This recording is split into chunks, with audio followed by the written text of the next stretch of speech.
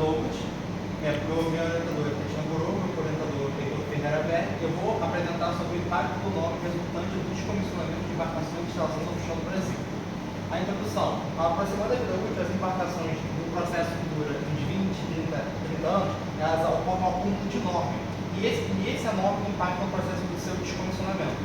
A definição de descomissionamento é o processo da retirada de um navio de sua operação, o desmantelamento, o desmonte e a gestão dos resíduos gerados nesse desmonte. A legislação aplicada no Brasil é sobre a Lei 9.966 de 2000, a CONAM e a ANP.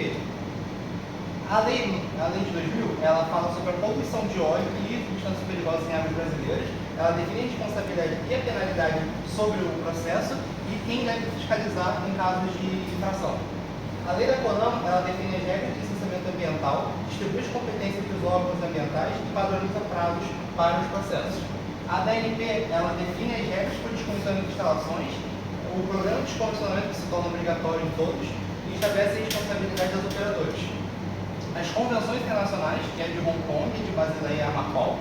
A Convenção de Hong Kong, que surgiu em 2009, mas só foi aprovada ano passado, ela tem vários pilares, mas o principal desse trabalho é o inventário de matérias perigosas que seja quantizada a quantidade de norma numa embarcação quando ela for descomissionada.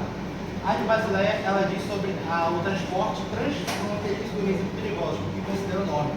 A Marpol, ela tem vários anexos. O principal é sobre a gestão de resíduos sólidos a bordo, que é o anexo 5.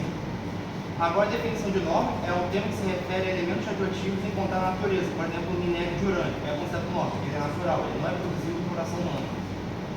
Agora, aqui mais imagens mostrando o ciclo de vida, que é bem grande, só a meia introdutória já é bilhões de anos. Os tipos de rejeitos, a água produzida, que ela é a maior quantidade de produção, que ela é gerada quando é introduzida água no poço. As incrustações, que retiram a quantidade de petróleo que passa no duto, assim diminuindo a sua capacidade de produção. As bombas, que se acumulam no fundo dos tanques. O radônio, que é um gás que ele decai para a chuva, afetando toda a estrutura. A detecção e monitoramento é feito constantemente durante o processo de operação da planta. Quando é detectada a presença de norma toda, ou a parte é separada, limpa e descontaminada e esse nome retirado. Os riscos, basicamente é sobre tem a radiação alfa, beta e gama. Quando ocorre a inalação ou ingestão de materiais de nobre ou exposição direta, isso acaba afetando tecidos vivos, pode gerar um câncer. A legislação brasileira é gerada pela CNEM, a Comissão Nacional de Energia Nuclear, que tem essas normas. A 301, ela define as diretrizes de baixa proteção radiológica, que define que a dose máxima para a população é de 1 microsievert.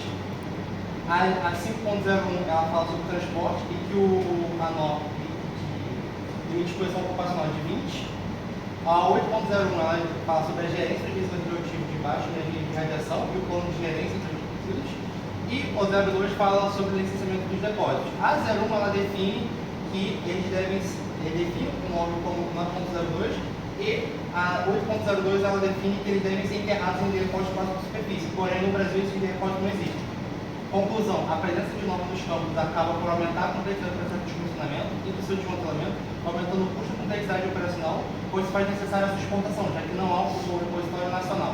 A presença do repositório nacional diminuiria os custos do transporte de resíduos radioativos e vai viabilizar o processo de desmantelamento em território nacional.